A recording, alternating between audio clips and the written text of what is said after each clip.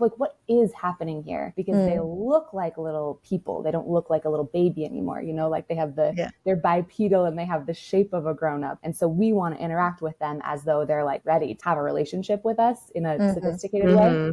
But they're still so, so small.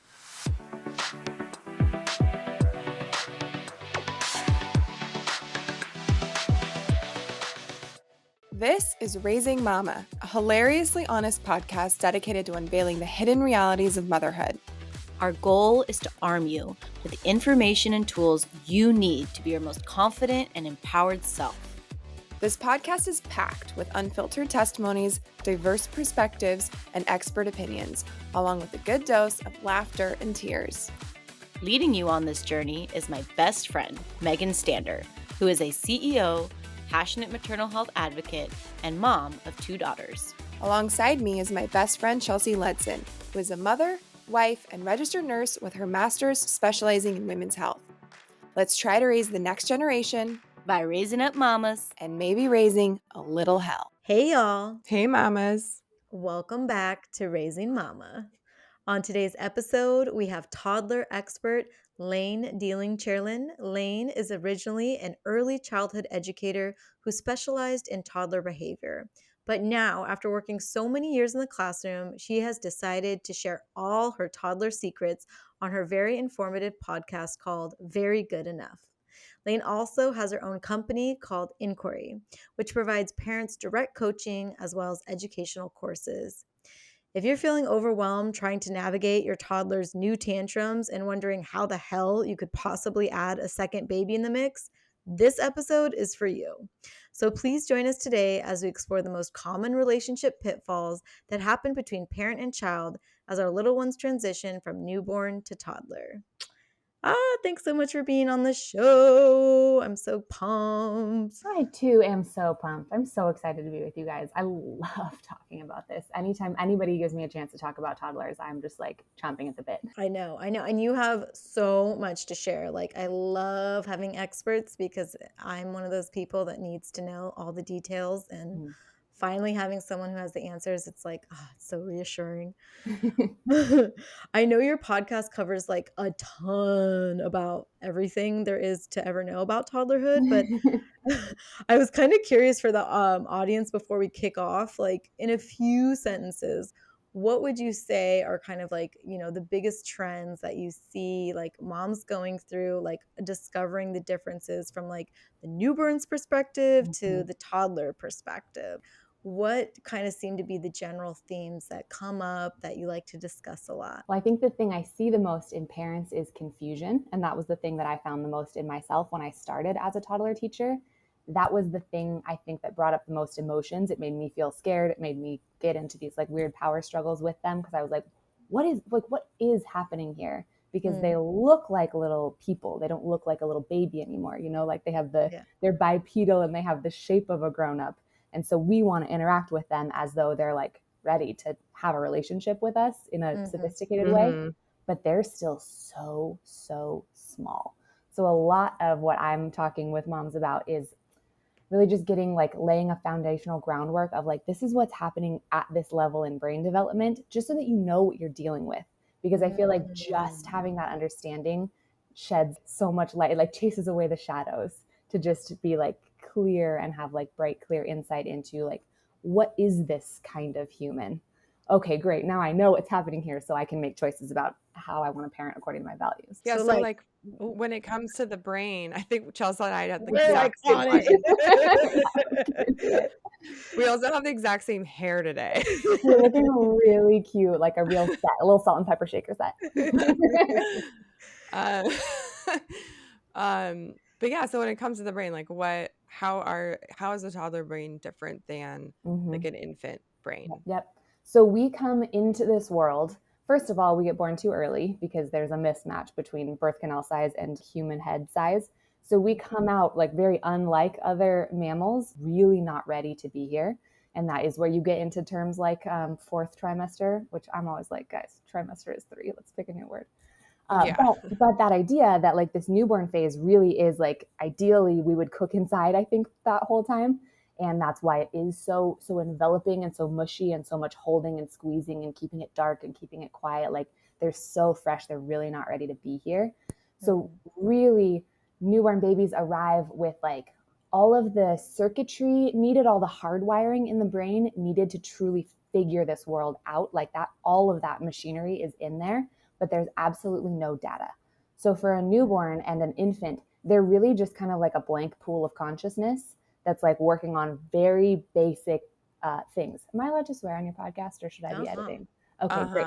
Yeah. They're working on super basic shit. Like, how do I stay alive? The whole thing is like, there's a feeling of existence there with just no edges to it. So it's just like, I am existing and taking things in, and then I go dark for a while and then the light comes back. Like it's very basic, but there are just instincts inside of like, I feel uncomfortable, so I make noise, and figuring out which noises do I make to get this feeling of uncomfortable away. There's no differentiation between like self, other, and world. It's just existence. So that's why it is so rudimentary, right? It really just is staying alive, making different noises, and trying to find out how to make the noise that gets the interaction that you need from this like big warm God person for a little tiny, right? But then it gets a lot more interesting when they start to have more control over their own bodies, right? They kind of like complete that level of existence. And now it's like, well, how do I move this existence around? And so we start crawling, and so we start walking, and our interactions get a little more sophisticated because the world's more interesting as we have control over our bodies.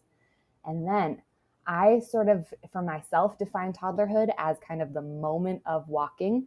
Like as soon as a person can confidently toddle away from you, mom, and turn back and look at you, there starts to be this kind of dawning realization that you're something and I'm something. There's like that's because like I've always, that's sort of how I've defined it too, just at least like when do I start referring to my kids as toddlers, but I've never thought of it as like how does that impact the brain, you know? So Yeah.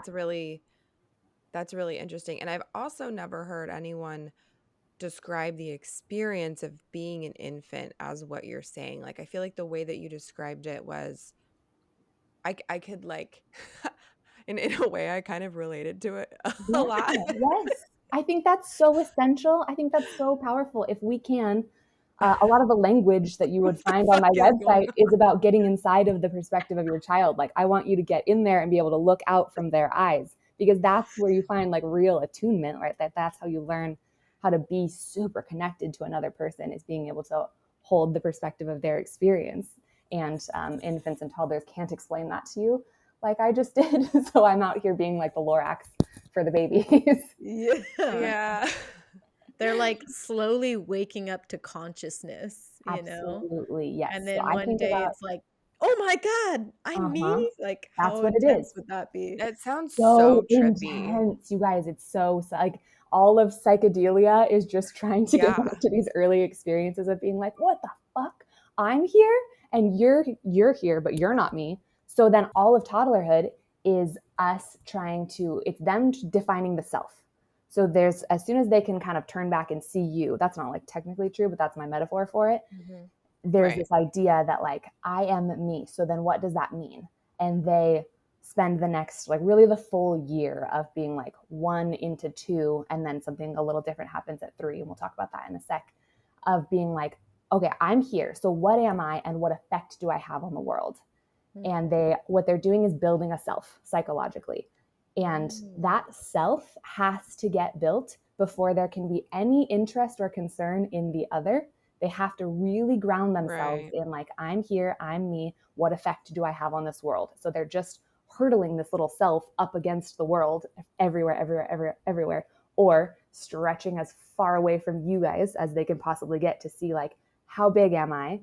How small am I? If I come crashing back into her, could we be the same thing again? No. Okay. Whoa. So then how far out can I go before it gets scary, and back and forth and back and forth.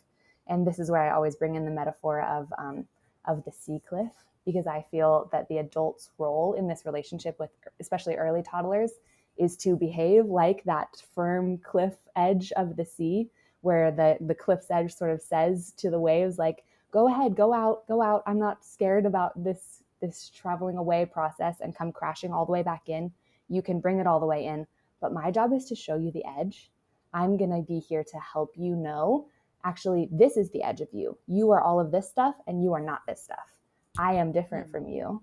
And I'm going to show you, like, no, actually, you can't pass all the way back through me. You can't crash into my body. Like, there are firm edges to where one person begins and the other ends. And I'm going to show you those edges. And you're welcome to bring me all the tumult of this time, like all of this tumultuous and volcanic feelings, like bring them in. And I'm going to show you that this is the edge, and the edge doesn't move. You can go out, you can come back. I hold the edge. I don't change my shape. And it's ideally like a very welcoming relationship, a very accepting relationship for all this stuff that they're going through, with very clear, firm edges, because we're the ones who do understand what it is to be a self, what it is to be a person.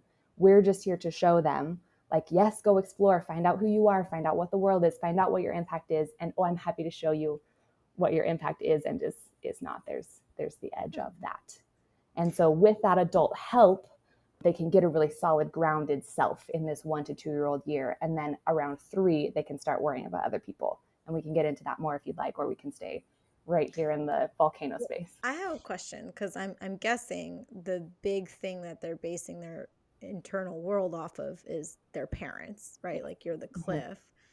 So am I getting this right, that maybe the best way to form your kid's sense of self is to be like kind of as black and white as possible? Rigid? Because I think of the world as not very rigid, as kind of always changing and like, it's hard for me to have really firm boundaries, because like I'm sort of a nuance. I don't know. I think of things as like, in this situation it's cool, in this situation it's not. But I'm guessing for a toddler that's like extremely confusing. So is your goal to be like pretty black and white from like ages 1 to 3? I think your goal is to be really clear. And I think the edges should be pretty few and pretty simple, where it's like, I don't let you run into the street and die. I also don't let you hit the baby ever. Like, you can't hurt yourself. You can't hurt other people. I'm not going to let you go out on this freezing cold day naked. I care about your health and safety. And also, like, I'm a person and you will not treat me badly. You will treat me badly, but like, I don't just let you and let you think that that's fine. You know, like some very, very few categories of like, this kind of edge never moves for you, just like ever. I'm literally never going to let you die. I'm literally never going to let you hurt the baby. It's never going to happen. And then within those like very few solid boundaries, so it's just a lot of yes, right? It's a lot of like, yeah, figure it out. Oh, I don't think that's going to work for you. A lot of my attitude with toddlers is being like, I think that's not going to work, rather than like a lot of no, or you can't, which there are plenty of times to say no when you can't. But my sort of internal positioning is, I understand that you're exploring. You came into this world with all this circuitry for data collection, and now you're just being a little scientist about your life, trying to figure it all out. And I'm pro-science. We're pro-science in this house. Carry on. I'm going to give you a lot of advice around what is or isn't going to work. And then when you bump into one of these few clear edges, I'm going to be so clear with you. Like, that edge will just never move. So I do want to be very black and white about the things that are all kind of always no, and then on hand to guide in pretty much all other circumstances. So I do think there can be a lot of nuance. Well, this is what popped in my head as you were speaking. So my kid is all about having her like water cup before she goes to bed, and there's a pink one, and she likes the pink one. And sometimes, how dare you the not pink give her one the pink one gets washed, you know? And it's like one of those things where I'm always kind of like, I don't know, like, yeah, I don't really care that you take the pink one. I don't really, but I don't know how to be super firm. Do I just be like, no, we are going to drink out of the blue one today? Or do I like, it's those kind of things where it's like not so obvious. They're not running into a street. They're not like hitting a baby, but I'm like, this is also ridiculous. I'm not spending 5 years like picking the exact right cup. But then it's like, when do you acquiesce? That's not a word. When do you give in, basically, or like, try to bend with them? And when are you the firm rock? Like, that is so confusing to me. I think it's when it works for you. So like, you have 2 options here, right? You totally know where you got that pink cup, and you could probably order 8. Like if you don't want to do the thing with the pink cup, you don't care, you're happy for her to have a pink cup, don't ever want to fight about it again, fine. That could totally be a thing that could pretty much always be yes. And then on the occasion when it can't be yes, you say, I'm really sorry, buddy. I know that you love that. I cannot do that for you tonight. We're going to figure something else out together, and offer a little support through that feeling without having to acquiesce, without having to move the thing that you said. Or if you're like, I really feel like this kid is using this thing to try and like puppet master me, because they absolutely are doing that to you in a neutral way, right? There's a ton of manipulation in toddler years, but it's not manipulation like it would be if I tried to make you do what I want, because I'm a grown up and I understand the implications of that. That would be very targeted from me. From them, it's just, it's a very neutral, Science. like what levers can I pull here? Like what works? They're trying to find the most direct route between where they are and whatever the thing is that they want. And they care not at all for collateral damage. Even if it's the worst route, they're just looking for the straightest line. So you may, and of course this would have to be like within your own relationship with this child, is figuring out like, no, I really feel like this little dude is trying to be a boss about this. And I'm going to pick this thing to let her know like, nope, I'm the boss. I thought about you. I looked at what you need, which is water, and I got you what you need. And I love you. I'm happy to snuggle you while you have the cup you don't like. Like that totally meets her needs. That's kind. I think that's gentle enough. Like I don't feel like this beautiful wave of gentle parenting should not wash away all of our firmness or our structure. And I say words like that. I looked at what you need, and what I think you need is water, and I got that for you. It's tough to not be able to have the thing that we want. Would you like a snuggle? I'm happy to read you a book. Whatever does work for you, you can offer to her. So I think there is plenty of nuance in the situation you're describing, but it's about saying like, I'm the adult who looks at like what's going to work for us all well in this situation. I decide where we're going, and where it works for me, you're very welcome to participate in how we get there or what it feels like for you on the way. And that feels like a good amount of shared power to me, because it's super important, Chelsea, that you're the one who's in charge in your relationship with your toddler. And your toddler desperately wants that. She so badly doesn't want to be the thing that's in charge. She's trying to find out if she is, but it's a huge and scary responsibility to be the one who's in charge and has to make the choices and hold the edges and keep us safe. It actually feels really bad for toddlers who get all of that power, because they know that they don't know what to do with it. They're scared all the time. They're tiny, So it's correct and right and good. Like I'm trying to show with my posture, like it's correct alignment, like with your spine, like things are in the right order for you to be the one who's absolutely in charge. But we want her to be able to practice managing little tiny pieces of power, because someday she's going to be 18 and the world has decided that she can have all the power in her life. She's totally in charge. And for children who have never gotten to practice any decision making or participating in how their life goes, that also is really scary. Like if you're given too much power when you're little, yikes, because nobody's protecting you. And then on the other hand, if you have someone else constantly making your decisions, or you just never get to participate in the way your life unfolds, like that's, you feel pretty unequipped on the other side. So we're in a very long game of slowly like ramping up their ability to manage their own lives, so that eventually you could be handing that off. And down here in the toddler level, it looks like we are going to bed. You are having a sip of water. Would you like this cup, or would you like this cup? Or you cannot have the cup that you'd like right now, and I'm sorry that that's tough. It really feels bad to not get what you want. You could choose a couple of these other things if you'd like. That's interesting, because Megan, I was thinking of you. I'd say you do like gentle parenting, no? You're thinking of me. I was. Well, because I was thinking like what you're saying is like kind of how to work with your toddler, and there's like those 4 ways, like authoritarian, Yeah.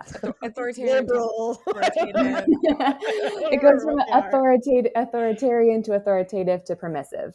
Yeah, authoritarian being very top down. Yeah, and I was like, I'll give like my quick thoughts on that, because Chelsea and I are 2 slightly different toddler parents. I think she's got more boundaries than me, but like here's the thing, gentler, like, and I'm always like, God, I am gonna like grow up to have this like bitter adult who's like, well, I have a lot of huggy. You're huggy. I'm like, I'm not that huggy.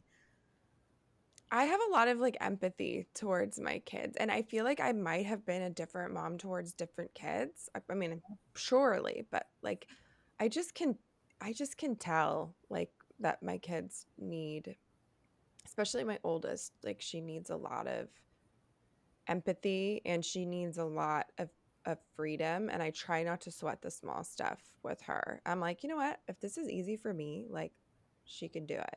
I just try to make sure they're relatively healthy.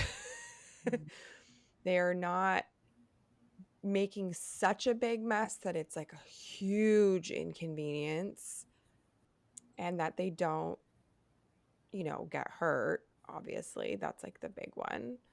And that they don't hurt other people. So yeah, it really is those boxes, but kind of within that, I'm like, okay, like, and yeah, so, but it's a tremendous responsibility still as a parent, like Layne, what you were saying, their brains are going through all this. It's a huge responsibility, and I felt like for me it was such a not like it wasn't as big of a shock as it was going from not having kids to all of a sudden having a newborn, but it was a shock when their brains changed and you're just like, Mm-hmm. okay, I feel like I'm starting over here. So what do you think are like the two or three like biggest adjustments that parents need to make in their mindset from the transition from like infant to like, uh-oh, here we Mm-hmm. have a toddler? I think the biggest change is that your child is now differentiating from you, where as a little infant, it was so important for them to just be like so meshed in there with you so that they got to the understanding of like, I am here as a matter of fact. I do indeed exist, and it's warm here, and my needs generally get met here. And someone looks at me with a lot of like gazing sort of love, like there's just this big gush of meeting needs and general approval, which again, like also doesn't need to happen perfectly, but that those are sort of the overriding themes of that relationship. And in this moment, it gets almost a little adversarial because as a child learns, like, this is me over here and I'm real, and what are all the edges? I got to go explore all the edges of me. That means they also have to explore all the edges of you to find out, like, how are we different? And you, as you were saying earlier, Chelsea, like, you really are their reference point for everything in life. They outsource all feelings of confidence and are we okay here and how is this going to you. They're just like scanning you to find out if things are okay here. And you're their like major test subject for what kind of power do I have in the world? What is me? What's not me? How far can I go? Like everything is just in reference to you, constantly looking back and up to see like, was this too far? Well, is it still too far this time? Oh, well, it moved last time. So now I have to restart my whole experiment. And that process, if you're not ready for like, okay, this is the first moment of that tremendously poignant human thing where I have to continually let this person go forever because they are their own person. Like, okay, this is the moment. This is the first one. We're doing this thing where, yes, they do still need me so much. Even the most independent toddler still needs you so badly. But this is them starting their journey. They're like setting off. It's the first moment of a hero's journey for them. Like, the toddler, I'm going to go find out what I'm about. And if you as a parent can just find a way to kind of accept that story and say, like, I'm a participant in you differentiating from me at an appropriate level. You don't need to break away from me because, like, that's not where we're at in this moment. But I'm going to let you be the wave that recedes, and I'm not going to feel threatened by that. And I can feel sad on my own time that you're not my tiny little baby anymore. But between you and me, like, we're good. You go figure it out. As big as you are, go find out. And as little as you are, I'm still here for you to scoop you back up. I think parents, either where they really struggle in a toddler space, they're either like really wishing to go find that baby again. Where did my baby go? Like, this person turned on me, or feeling really threatened by the challenge that a toddler is like, draw your sword and let's like find out what happens here. It can feel like, well, don't they love me anymore? Or how dare they stand up to me like this? Like, it brings up a lot of stuff, our own stuff from our whole life of being patterned with our own parents and being out here in the world. But if you can kind of wrap your mind around understanding, like, this is what this little person is doing, and I'm just going to kind of calmly guide them through this process, they will soon arrive at 3 years old when they're ready to be more of a participant in this community. And we're going to just discover them and find out who they are here, and sort of like hold them a little bit more loosely, you know, still in your hands, but with a little bit more play. Like, It's if that that could be song. the inside Hold position. on loosely, don't let Yes. go. If Yes. you cling too tightly, you're gonna lose control. Okay, I'm done. Yep, absolutely. So if you can get on board with the principle of differentiation, which is from the outside, I'm just here to tell you, is going to happen whether or not you get on board. And then that other thing is like really noticing our own emotional triggers, because toddlers are behaving in a way that is very human at a very like unsophisticated, unformed, kind of savage level. You know, like they really just are this representation of like raw id and need and desire, and they're telling you the whole truth in a way that they couldn't possibly polish off for you. You know, and it's I think that's the coolest thing about them. Like, I love that it's this like profoundly truthful moment that will never exist again, but it is really confronting because they will do things that are really offensive and really disrespectful, or they will behave like you or behave like your mom in the way that your mom makes you freak out inside. You know, like it brings up found it. stuff. Yes, They find the buttons. They they find are the cliff. they are it. They're from it, right? Like, Yeah. so they really are this emission from you of like old stuff and new stuff, and it can be really, really triggering. There's very little that makes me want to like rage, like a small toddler. Yeah, they're little Being so shits. yeah. They're little shits sometimes, but you Mm-hmm. miss them being little so much Yeah. that sometimes you want to have another one. Sure. That's okay. So that's my question. Megan is already okay, OG gangster. That's why I'm always like looking at her like, how does she do everything and be so chill all the time? Mm-hmm. But she has 2 kids. I have one, right? So it's like that. I feel like this must be a very common thing is when your kid becomes a toddler, they're like not just a toddler. You're gonna have another newborn. Like I'm gonna have another Mm-hmm. newborn here soon. Yeah. So I feel like how on earth do you do both of these things at the same time? Because one just needs like cocooning and like Mm-hmm. 24/7 huggies, and then the other one needs like this freaking sea cliff wall thing, and like they just seem so Mm-hmm. opposite. Yeah. How do we navigate? How do I navigate this? Help me. Mm-hmm. Yeah. Here we go. I think it goes back to that thing of being both big and small for your toddler. We need to know that just because there's a new baby coming, it doesn't make your toddler any bigger than they are. They're still half a baby, right? They're like right in between of being like a proper kid and a little tiny baby, both really big and really small. And I think, first of all, there's a ton of concerns in moms that like, oh no, my precious baby who's now this toddler is going to get decentered because there's a new one coming. And sternly and clearly, I'd like to say, yes, that is what's going to happen. And it's very okay. It's very challenging for your toddler to feel that, but your toddler is not the center of anybody's world. You are a person. The world is full of people. We are each the centers of our own lives. And though your life has become very about these children, and that's good, like your toddler is going to need to experience the feeling of being part of a group. Like that's what it is to be our species on the earth, is to experience socialization and learn, sometimes in very difficult ways, that we are not at the center. We're just included. We totally belong. We're totally part of this, but we are not in the middle. So yes, that is going to be real tricky for them. That's going to bring up some big old feelings. And it is okay to not feel okay sometimes. It is okay that you get a little bit less of what you want because somebody else has greater needs. We're going to still make sure that you get all your needs and a lot of what you want. And there are other people here who need other things. And if your toddler is very little, it can be a lot more tumultuous because it's just a little harder to include them in that process cognitively. It's just, again, the shapes are just like a little bit less formed. So they're still just kind of going to crash into like this new circumstance and try and figure it all out.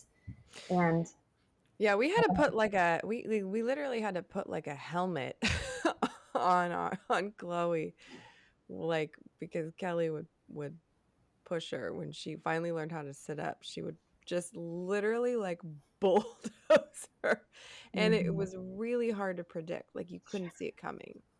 But they were 20 months apart, so that was Yeah, like very close for me, and I felt like she was still a baby, that makes a lot Mm. of sense. It you makes a know. lot of sense. Yeah. So is Yeah. that like common? They like hurt each other? Yes, but okay, so just to check on the like they're being savages on little shits thing and on they're going to explore this baby in a way that's not okay and I'm going to have to Yeah. stop them from exploring this baby in this way. I always want to be an advocate for them because it's very easy for us to assign their behavior the same level of weight again that it would if like you or I were doing this to each other. And that's just kind of a normal like adult bias is to be like, wow, they're bullying each other. Oh my gosh, this kid is being such an Yeah, asshole to no, me. no. And in fact, they are exhibiting those exact same behaviors, but it can't hold the meaning that it would for an older person or for an adult because they don't understand. They don't know about each other. So for a 1 and 2-year-old, they don't have what's called theory of mind, which is the ability to hold another person's perspective. Like if I hold up a doll and they're looking at the front of the doll, I'm looking at the back of the doll, their mind assumes that I'm seeing out their eyes. They will only talk to me as though we're looking at the exact same thing. Like as a matter of brain development, they're pure egotistical and so they really don't know that it's hurting someone else. Someone else is just like other people are way more interesting versions of all the same stuff in life, but they're just like, ooh, that one's really reactive. And, like we're more interesting to them than other stuff, but they're exploring us just like they're exploring the wall and the chair and the dog and the sand and the other. It's like pretty neutral for them. And again, they are trying to get what they want. They're trying to get their needs met and finding out what works. So if it is functional for them to get a huge reaction or to get, if a parent is like, no, just have it then they will start to use those same kind of social tools in a more repetitive and pattern building negative kind of way. And that will become the kind of person that they choose to interact as. But when they're this age, like I just really want us to suck out that feeling in ourselves of like, oh my God, you savage, you really just tried to poke that baby's eye. Like it looks crazy. And Yeah. they cannot be allowed to do it. They cannot be allowed to do it. But it's not the same kind. I know what it would do to a baby to poke its eye. That would be bananas. But they really don't. So yes, a lot of the time the toddler is exploring the baby in a way that is either trying to make the baby go away, honestly, because it's like, this transition is, I don't like it, and I just want this whole mom for myself, so I'll just deal with this problem. We'll just get rid of that. I just talked to a mom who is pregnant, and her toddler has been telling her that she's going to put the baby out with the rubbish when the baby comes, and the mom was like, "Is that okay?" I was like, "Yeah, it is okay." She doesn't know what that means. She has no idea what that means. She just means, oh, I don't know, maybe let's not change stuff. Like that's the full level of what she can mean. So like I just want us to be able to hold that space for them, that they're looking for like, what is the most powerful, impactful thing I can do? And they're just learning about words. They don't know what the words mean. So we do need to know that their whole world is about to change. That, right? Like as I'm describing, you're at the very center of their world and they're using you to figure out everything else. We need to know that it's going to be tricky for them when you're really occupied with your newborn. But it is the case that your newborn actually needs a lot more than your toddler. And you are able and allowed to be a whole parent to each of these people. So for your newborn, they don't get less or different just because someone else wants something. Like they still have newborn needs and you get to meet those. And for your toddler, they don't have newborn needs and they do still need you and they need a lot of stuff from you, but it's allowed to be very different.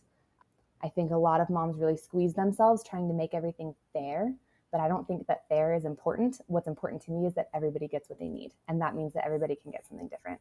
And that they can get different things at different times. You will be more available to pay a lot of attention to your toddler in a different moment than when you're breastfeeding. And it's okay for you to say, I'm sorry, buddy, I'm not available for that right now. I will come find you. I will absolutely come find you when I can. But you're allowed to protect this one and hold this other one where they need to be. It kind of reminds me of like how you you start treating your husband after your first kid Sure. arrives. Sure. You're like, I love you, but your needs aren't as important right now. Somebody else has to live. Like, this baby will die if I don't feed it. You will not die. You will cry. And Yeah, I but I hate it. mean, I hate it when you cry, and I love you, and we'll take care of that obviously in a minute. they're more capable, or like, at least slightly more capable. So, Mhm. Slightly more capable. Yeah. yeah, so it's different. Yeah. But I was really worried about it. Chels, I was really worried about the dynamic. Like, I was just like, oh, I felt like I was just replacing my Mm. baby with another Mhm. baby. And I was like, but she's still so little and I still want to Yeah. spend so much time with her. But then I realized, no, she's always there. Like, after I'm like, oh, she's still here. Like, she's right here, So Mhm. you divide, you divide your time a little bit, but Yeah. I think it's easier than I thought it was going to be. Well, and it's like you said, I mean, you're teaching them that they're part of like the community, like they have a spot, and that really Mhm. is what we are as adults. Like the world doesn't revolve around us, and so Yeah. it is hard in the moment, but in the end Mhm. game, that's what you want is for them to Right. get that, like, yeah, they have a spot, but you're part of a community. You're not like Mhm. the star player, because Yeah. that maybe sometimes happens with like only children or whatever, so Sure. it's like it's like a hard skill, but it's definitely like the skill you want to pass on. So Mhm. I Mhm. guess Yeah, that and makes some things you sense. can do to be supporting them in that process to help them feel like they are a part are the advice is always like, when the toddler's going to meet the baby, have the baby be in somebody else's arms, like be there Mm, when you get well, like when they get back to you after hospital, whether they're meeting you in the hospital or you and baby are coming home, but like you be there with like big open warm arms to like welcome them, have them, let them be small because you just left for a couple of days potentially, Mm-hmm. and so like you being there to really envelop them, and then the two of you get to go together to meet this new person. Sometimes that can be just like a lovely foot forward, like first foot forward into that relationship. And then I think it's important for you to decide on like, when at regular intervals is this toddler going to get my whole attention? Like, is there a Mm-hmm. routine that I'm going to prioritize? Because I am going to be prioritizing this newborn baby a lot. So like, what small things seems reasonable for me to like regularly prioritize with them, whether it's like every afternoon we go for a walk, or I'm the one who does bath, or whatever it is that you think would be most meaningful to your actual child. And again, do your best to think about what you think would be impactful to them, not like what's my favorite thing to do with them, Mm-hmm. because we're just trying to communicate something of like, I really do prioritize you. You are my baby, and this is my baby, not this is my baby and okay, time to be a big kid, get big now, you got to help mama. Like, we're going to let everybody be as small as they are, and you're welcome to come in and be a big sister to this person. You're big to them. To me, you're still just exactly the size that you are. But here's this little baby, and you're welcome in to be part of their life too. But there's this time that we always get to spend together. Because where you run into problems is when you end up at like a big relationship deficit, and then you're trying to fill it in this other way, of like, oh no, we haven't spent any time together, and now they're spiraling and we're doing tons of tantruming and tons of whatever. So now I'm going to try and give them a super ton of attention. And you're just in this kind of like binge cycle. That's a little trickier to correct than if you can keep as much as you can. Just that little cup, that little love cup full. Keep your love And cup full. everything's changing for them. So if there are other things you can hold constant, that would be great. If you're able to not move house at the same time as you have a baby, or if you know that you're going to want to put the baby in this room and that the toddler is going to need to switch, if you could do that really early in pregnancy, like even before your body starts to change on them very quickly, like any transitions, or you're like, we need to get rid of this pacifier. If you are in a family planning stage, if you could plan any of these Yeah. bigger, trickier things, or even if you're not, even if you're like surprise pregnant and there's just like a lot of shit going on in your life, just look for like, what can I do that will help stabilizing? Like, where can I keep the ground pretty solid under their feet while they go through this big tumble? And that's true of any life transition, if like your family structure is changing, or if you are moving or whatever, just like trying to wean off a pacifier in that moment and change up a schedule and start preschool. And like, that's where it gets really hard to regulate. right, because So that's really all it is it's just like a big life transition, and there's going to absolutely. be plenty of them Mm-hmm. moving forward. It's not like having a new sibling is like the only big transition. I feel like it's just like one of many to come. Mm-hmm. Mm-hmm. So Yeah, but I think it feels really personal to the mother, is what I would say as an observer from the outside. And so I think that's where it gets so much emphasis, because it is like you're the one who's going to go through the full cycle of matrescence again. Even though you're already a mother, you're going to go through that whole physical and emotional process of re-entering motherhood with a new person. So I think it's really heightened. It appears to be really heightened on your end, unlike some other things, which I think it's easier to be just like a little bit less entangled with. that makes sense. That makes a But lot of sense. it's not a personal affront to your toddler that you're having a new baby. It's actually you making like a very cool life choice for them and their family, and it's okay that they need some support through it. Yeah.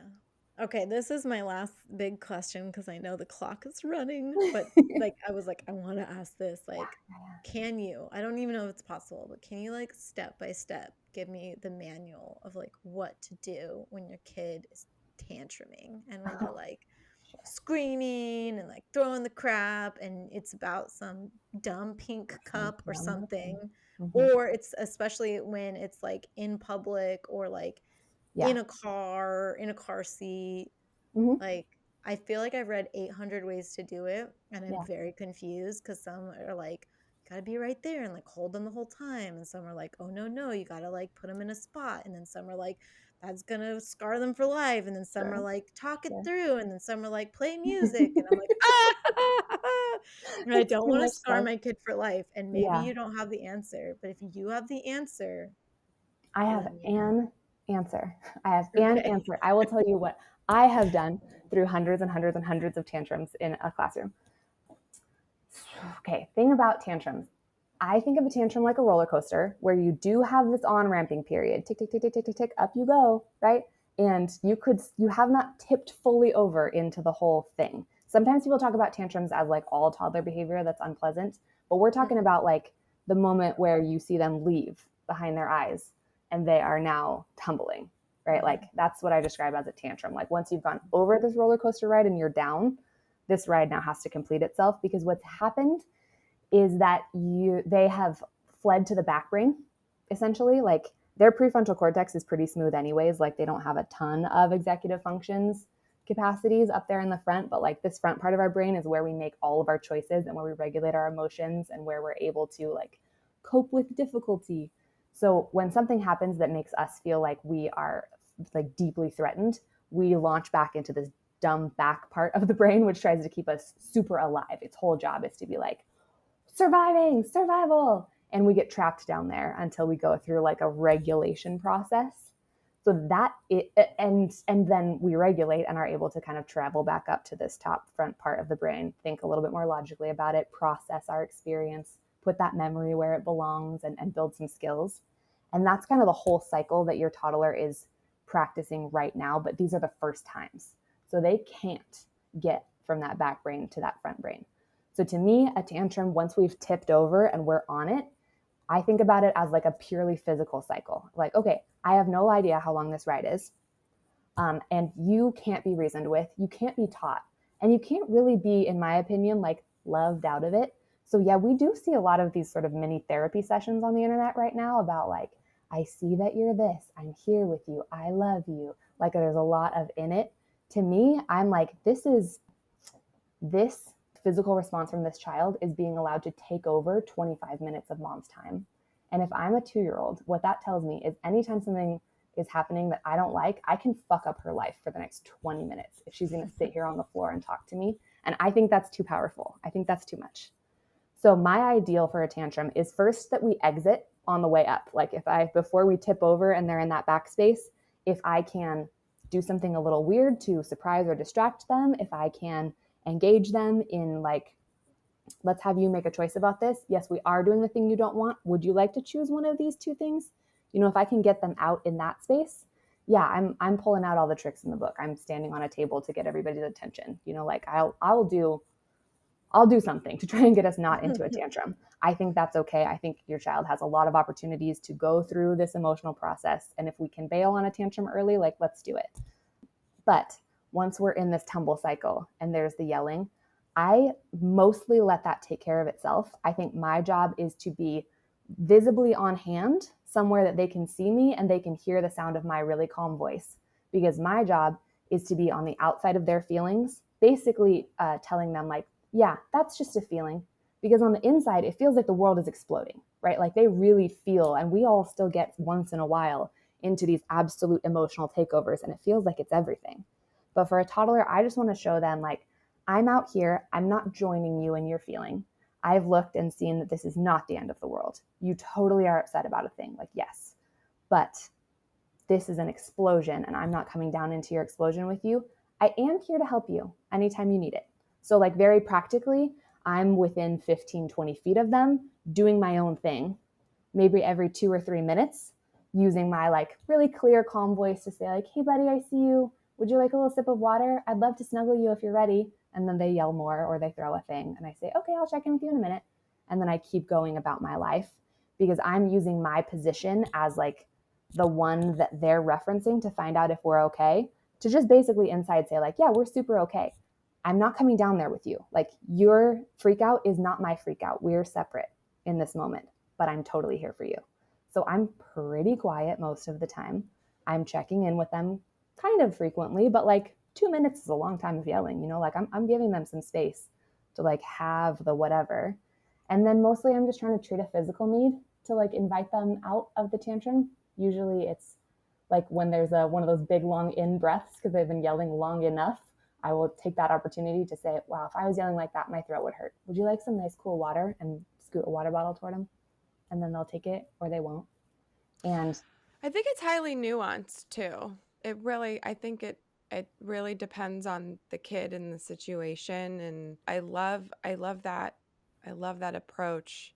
And I think to like add to it, just, you know, as like, I don't know, like another person that has had two toddlers, sure. is that you kind of find out, okay, like let me just give you an example. Like my my oldest, some of her tantrums, not all of them, but are associated with like specific things that like give her a little bit of anxiety. And I'm not using anxiety in the like same way we use it with adults, but I can tell it's a form of anxiety.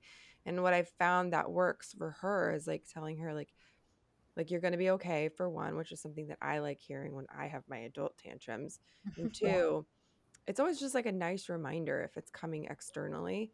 And two, I figured out that if I tell her like, let's make a plan, and that for her, that will like calm her down. But it might not work with Awesome. like another kid, you know. But just Mm-hmm. having the like, there's like, let's make a plan of action here so that you feel like you have a little bit more control surrounding what's going to happen. Mm-hmm. So I guess I just kind of wanted to add that, is that like Yeah. it can be confusing. There's probably going to be hundreds of, you know, different kind of versions of this advice, but that's because there's like hundreds of thousands of different versions of children. And so everybody Mm-hmm. has kind of like tweaked the advice to like what fits for them. So there isn't like a super one size fits all for everything. I think there's like all the major guidelines that like Layne mentioned, and then you kind of like nuance it to like what works for your kiddo, you know? But also for you as the adult.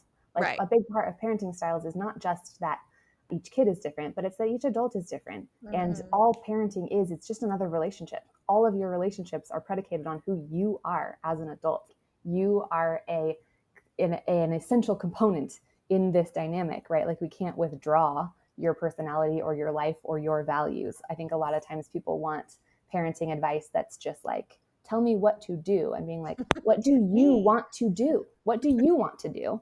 And we can talk about what kids are, and we can talk about some principles that work across things. But like, yeah, it's going to come out of like what's true between you and this child. And I will say, Megan, a lot of what you're describing, like for me, an important part of a tantrum is the circle back at the end. Whenever the tantrum is over, I am it's full restoration for me, because they just went through something fucking weird inside their body, you know? So like, we're going to get full regulation. If you want to get squeezed down your little arms, if you want to get hugged, if you want to like breathe, you don't get the thing that you were tantruming about, but we take good care of your body and we make sure that you're nice and cozy. And when we're clear again between us, and I can see that you're right behind your eyes again, and we're all feeling calm, then we can circle back and we can talk about a better strategy for the thing at the beginning. I can say, I know you wanted this thing. I would have loved to help you with that. Next time, ask me in this way and we'll see what we can do, or whatever the instruction that you'd like to give. Because yes, I want to be guiding. What I want is for them to be dropping tools that are unsuccessful, like hitting, hurting, tantruming. I want those to not work for them well, and be building up an arsenal of good tools that are functional. You can always ask me in this way. You can always try it like this. You can always touch with gentle hands. This is what I want you to do instead. Yeah. And that's how we see tantrums leave a little bit more quickly, is because they have something to do. So it starts to feel a lot less freak out every time they don't get what they want or they bump into frustration, because we're on the other side also building up some better tools for them. Okay, well, I know we've officially ran out of time, and we could ask did. you I could ask you a million more questions, but luckily you have your own podcast for anyone who wants to delve more into the subjects we talked about today.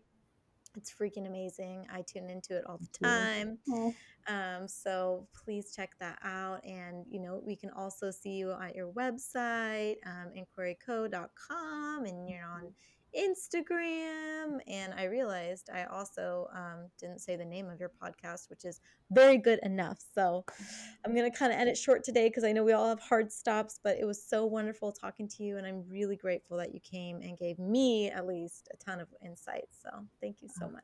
Yeah, thank you. it was This is so lovely talking to you, and I would love to pick your brain more, but fun. we appreciate you so much. Yep. And thanks for coming on. Hopefully we'll talk soon. Yeah. My pleasure. Thanks for having me. Thank you for tuning in to the Raising Mama podcast. Your presence means a lot, and we hope you found our discussion insightful. Become a part of our community. Follow us on Instagram at Raising Mama Podcast. Explore resources on the Raising Mama Village located at www.raisingmama.com. You're never alone on this motherhood journey. We're here to support you every step of the way.